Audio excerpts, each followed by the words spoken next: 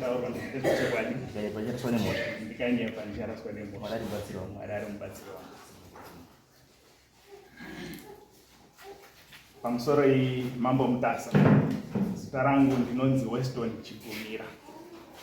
Ndine mwana ane 13 years mukomana akabva kupedza grade 7. Mwana uyu akaenda kumusha kuholiday patiri kumirira kuti zvikoro zvivhurwe tione kuti aende form 1.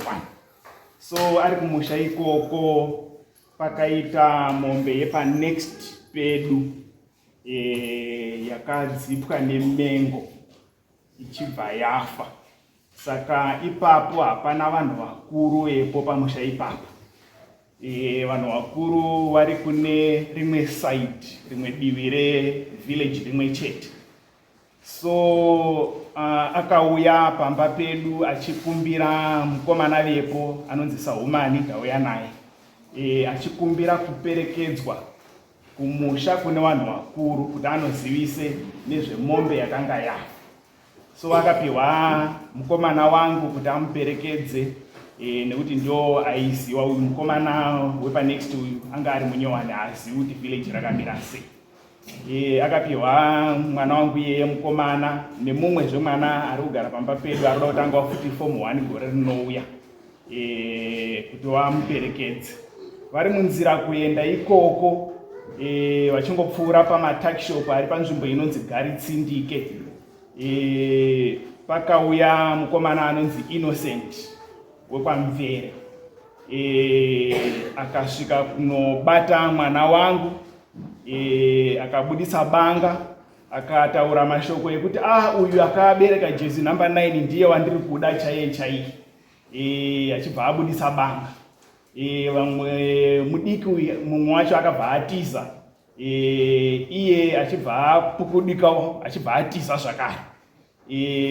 Vatiza vakatizira pamusha uri pedyo nepazvakaitikira ipapo.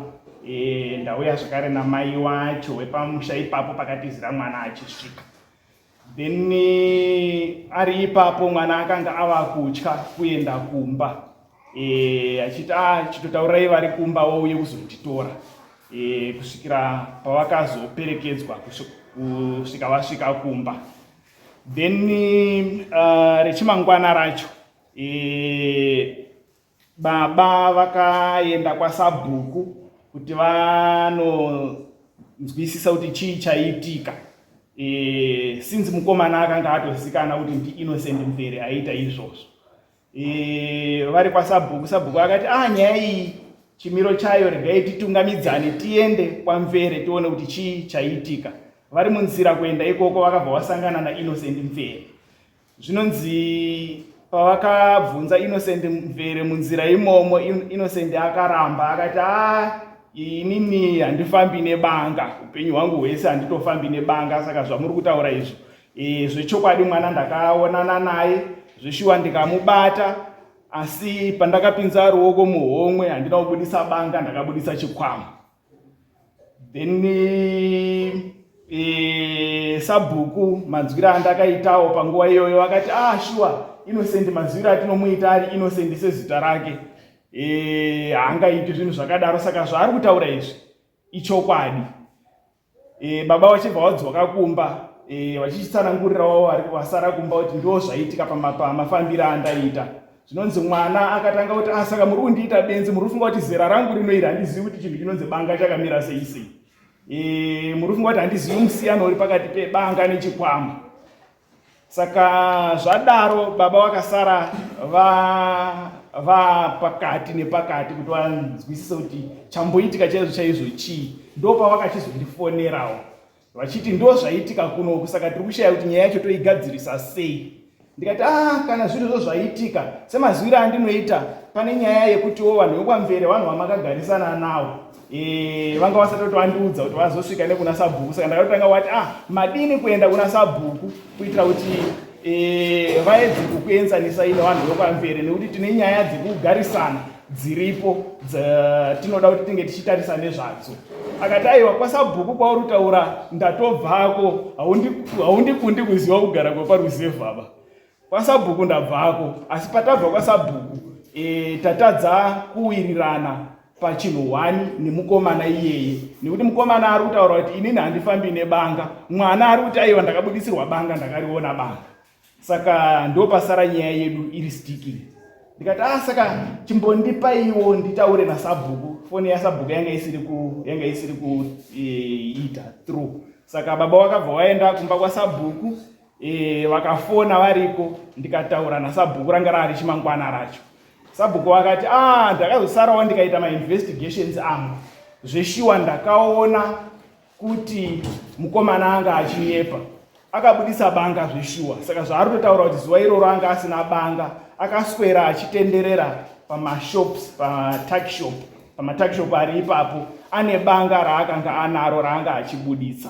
Saka nekuda kwekuti ini nesabhuku akandirambira, handina zvimwe zvandichagona kuita kunze kwokuti ndautongosiya zvenyaya yacho mumaoko mako kuti wochitsvaga kuti unozviita sei.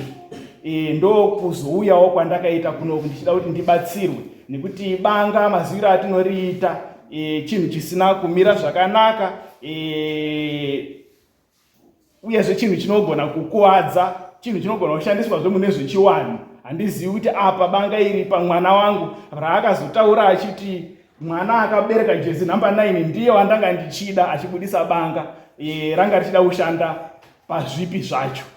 Then ndauya kuzomangara nyaya, masamons aseviwa, ndakazofonerwa nehanzvadzi yaInnocent achiti ndine nyaya iri kunoku, ndakanonoka kuinzwawo kuti ndo zvaitika. Saka ndasvika kumusha, ndiri kuti madini kuuya titaurirane. Pakugarisana hazvizonyatsi kuita zvakanaka kuti tinge tichiendesana kumatare. Ndikati sekuziva kwandinoita zveshuwa, nyaya dzakadai dzaida kuti sevanhu vanogarisana tinge tichinzwisisana. Ndosaka takatotora initial step yekuenda kwasabhuku, tanga tichitotsvaga kugarisana sekutaura kwamuri kuita, asi makatadza kucomplya nekuitawo cooperate. Ndosaka takazoendesa nyaya mberi. Saka inimi kana pane zvimwe zvamuri kufunga zverudzi irworwo, ndinokurifeyai back kuna sabhuku ikoko kuti mudzoke kuna sabhuku, ndozonzwawo zvakubva kuna sabhuku. Then vaenda kuna sabhuku, ndakazonzwa vakundifonera zuva rimwe chete, vari kuti tatotorana nasabhuku taapamba penyu kuti tinge tichitaurirana. Ndikataiwa pandakurifeyai kwasabhuku, nyaya yanga isiri yekuti muende kotora sabhuku muuye naye kumba kwangu, asi yanga iri yekuti imimi muchiende kwasabhuku since manga muri kutadza kucooperata zvakanaka nasabhuku. Izvozvi maakuyazve nemunhu akabudisira mwana banga pamba pane mwana iyeye zvakare, muri kutoedzera kutraumatiza mwana. Saka zvatingatoita, ngatidzoke kuneutral venue. Chinzwai kuti sabhuku wakasununguka riini, todzoka kumba kwasabhuku, totaurirana tiri kumba kwasabhuku kana muri kuda kuti tinge tichitaurirana. So takadzoka zvakare musi weSondo, Sondo rineri rapera iri, tikasvika pamba pasabhuku. Vanga varipo hanzvadzi dzacho mbiri dzaInnocent namai waInnocent, nasabhuku wakazoti nonoke kusvika. Takatopfuura wari pamatakishop ipapo, munhu anombomwira zvake anga achimwira ari pamatakishop ipapo.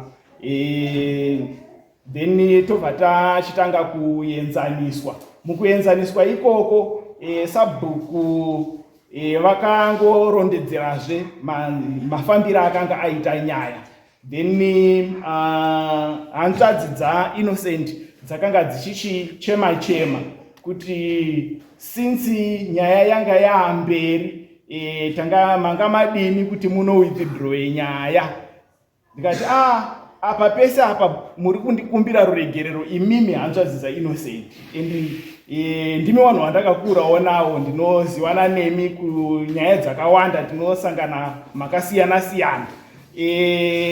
Asi ndagara handina chandakakanganisirana nemi, zvekuti pamuri kundikumbira ruregerero handisi kunzwisisa kuti muri kundikumbira ruregerero pakuti here ndimi makanga matuma Innocent.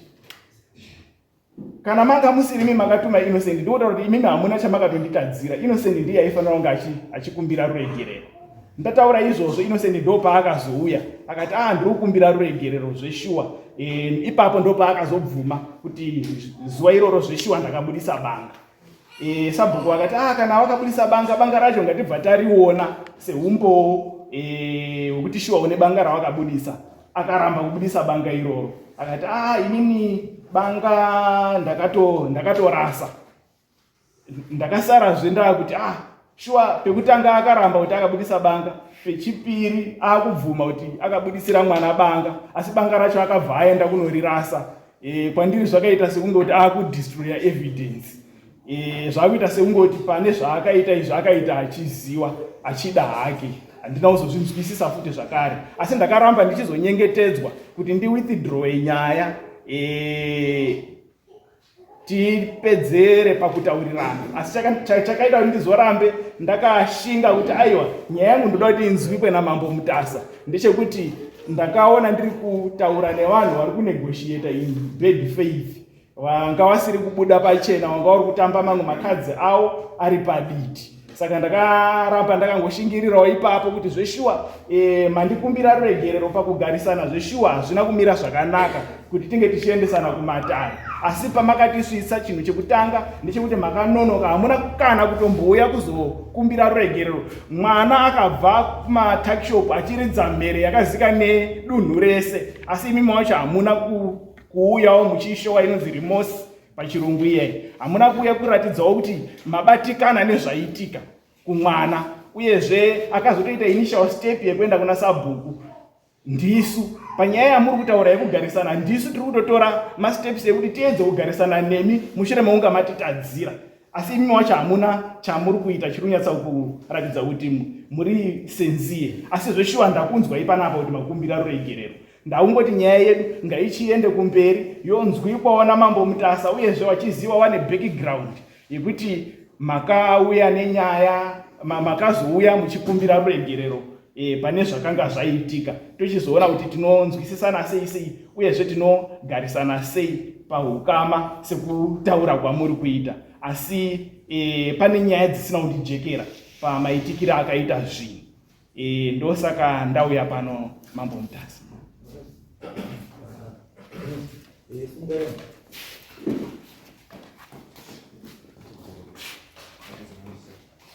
Kamera pamberi pedera Mambo Mutasa. Kamera pamberi pedera Mambo Mutasa. Zvese zvino zvechokwadi. Ndanyatira ndezvechokwadi.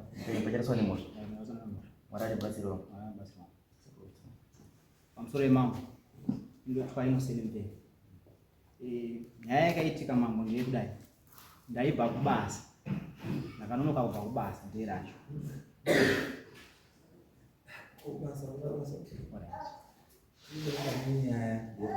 Alright.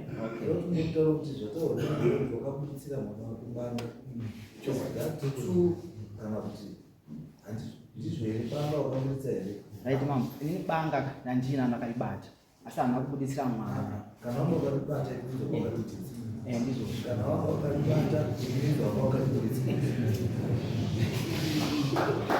Ndizvo Mambo. Ndizvo. Saka agreement banga wakabudisa. Ndizvo. Saka isusu nyaya yemapiri yakaita ndekuti issue yenyu isiri customary kana kuti iri traditional. It's not. Banga is considered a dangerous weapon. Chisingafaniri kufamba nacho in public. Kune mutemo weko kumapurisa kuti ukaoneka uine chinhu ichocho une mhosva yekuti you are found in possession of a dangerous weapon. Vanhu dzekuuraiwa kwewana, dzekuraya kwewana, zvinoita kuti vanhu vafungire zvakawanda kuti intention yako yanga iri yechii, because iwe ukazvisawo kuti ndiwe baba wemwana wemwana wauya ari kudza mberi ukaputsiwa banga intention, anoziva intention yako ndiani? Ndiwe. Asi isusu we are not dealing with that issue. Tinoda kuti kungotaura kapicha kekunze kemagarisirano ewanhu. Nyaya dzakaita senge idzi hadzipedzwi nekutaurirana makagara pasi pemuti, hadziiti because hamuna chamune masova. Panoda a deterrent measure chekuti iwewe mangwana uzive kuti banga handifambi navo, kana ndichifamba nebanga ndinenge tapara mhosva yakati. Ende dare rino iri manje harisina pajurisdiction now, rekuti ndikutonge kuti kuti wabudisira munhu chii banga. Makaisa police report here? Hatina kuisa police report. Takatangira kuno tiri kuedza kuti wopa kugarisana kwedu uyezve changamire ndaida kuti pane zvinofanira kubva zvajeka zvakare. Patakaenda kwasabhuku hanzvadzi dzaInnocent dzakati isusu tinewo nyaya yedu ndosaka tiri kuti dai tagona kunzwisisana mukagona kutiregererawo mukawithdrawa nyaya. Tinewo nyaya yedu semhuri yatoda kuti tiedze kugadzirisa iri maererano nebanga iri, nekuti mwana wako iwewe akazotopinda hake mucrossfire asi banga iri rakanga ratengwa richida kutouraya munhu. Chinangwa chebanga changa chiri chekuuraya munhu asi munhu anga achida kuurayiwa anga ari munhu wehukama. Saka tichada kuzogadzirisa nyaya idzodzo kana dzenyu idzi dzapera. Ndosaka ndati banga is a dangerous chief. People, we should not be carried around in public. Ukabatwa uine banga mapurisa mtemo uripo. Saka ndosanda kana mamusina kusa police report endai muise police report and imini as guardian wemwana is a minor hakwanisi kumira mukoti akazvimirira. Asi imimi parent ndimuenda nemwana wonotorwa statement motorwa statement nyaya yohandliwa nemapurisa because it's no longer customary, it's now criminal. And so haristorina jurisdiction because this issue is now criminal. Saka my recommendation ndekuti nimi mchibva pano chibva maenda to the nearest police station then vanoreporta nyaya. Then sabhuku pamuri kuenda kunoripota mapurisa anofanira kunge aripo as witness yezvo makatraya kuita kugadzirisa nyaya iyo, so that banga iri rikutaurwa Innocent riri kupi. Mambo zvakaitika nezvekuraiswa banga navada kutirasa wakarirasa. What was the reason why wakarirasa? ndakatoshokekawo mambozi nanasafamili amo so ndandipanaibasa ukashokeka hazvirevo kuti unobva wabvisa musoro wako warasa. Ukashokeka unongoshokeka ubva wadzoka futi bekuita kunoma. Saka iwo chakakushoka chii kuti wamboine banga rako iwo? Chakakushoka chii chabva chazokuaubanga? Ndati iwewe wakashokeka banga ngerako ashokwa futi ndiwe. Chachakushoka chii iwo wakabata banga rako? Banga risiro munhu nderako kuti uripurisa ufamba wakaripurisa. What was the intention? And intention iyoyo ndiyo yakazokushoka iwe uri pache zvako kuti pei pamuda watobatsirwawo kuti unitone mweya uri mauri wakatoenda kutenga banga. Saka mweya unofanira kubatsirwa. Saka what is important is for you to say the truth kuti no sekutaura kwavo kuita kuti zveshuwa banga ndandinazo andisi wanga uinaro asi what was the intention yekuti ubudise banga uchibudisira mwana uyu? Mwana akanga akanganisa chii? ndinobudisira mwana banga nditodya mengo ndichitobva pamashoa. Nyaya iyi is criminal.